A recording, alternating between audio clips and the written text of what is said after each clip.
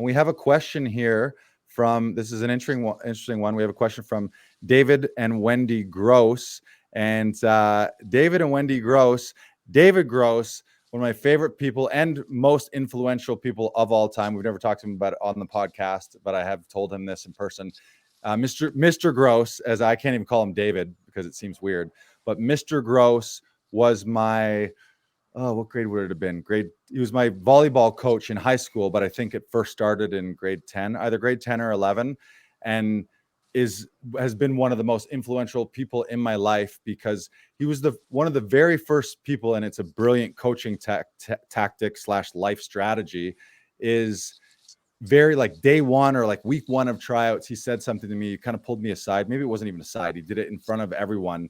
And he pointed me out and said, "You're going to be one of the county's best players." And essentially what he always did to us is he talked to us like we were already champions at the beginning of the season. So literally from practice one, our entire season was mapped out until the championship. And we were all treated like we were MVPs and championship players. So shout out to you, Mr. Gross. I can't even call you David. I believe he's retired now and he's still killing it.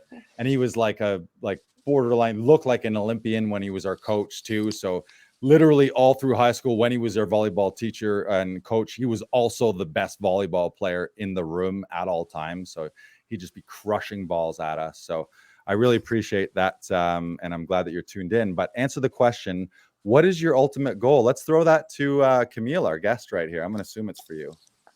Okay, that's a really great question. It's also a tricky one to answer. I find that it's changed. Changed. It always has the same vein.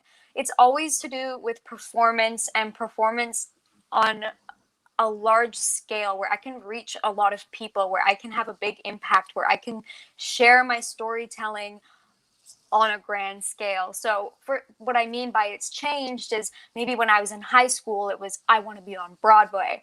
And then I went through a phase where I'm like, nah, like forget theater. I want to be, a movie star. And then it was like, movies? No way. I want to be on all the Netflix series. And now I've been really into singing and songwriting. And I'm like, oh, I want to tour. Like I want to have my own, my concerts around the world.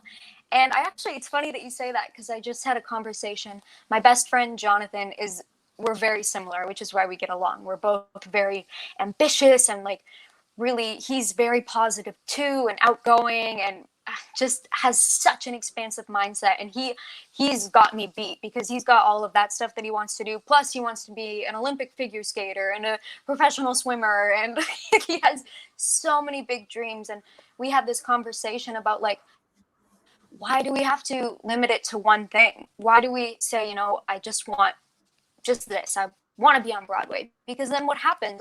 You get to Broadway and then what? You're done? So I really love to look to celebrities and to performers who have, EGOTs. They've got an Emmy and a Grammy and an Oscar and a Tony, and they do it all.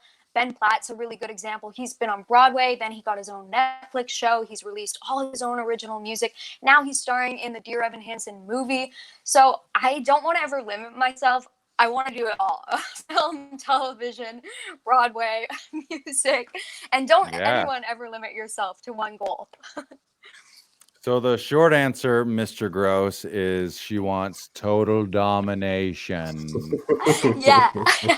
Complete world domination. Now, and if you haven't checked her music, please follow her at Miss Millie B. So used to saying at Laughing Vikings. I almost said at Laughing Vikings, but follow us too.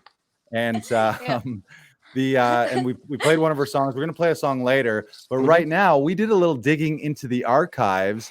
And we actually have one of those first paid gigs, one of your very first commercials.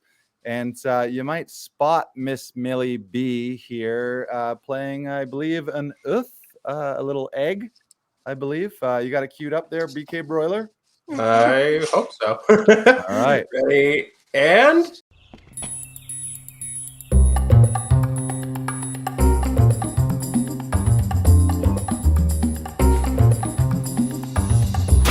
Don't take the same old lunch to work.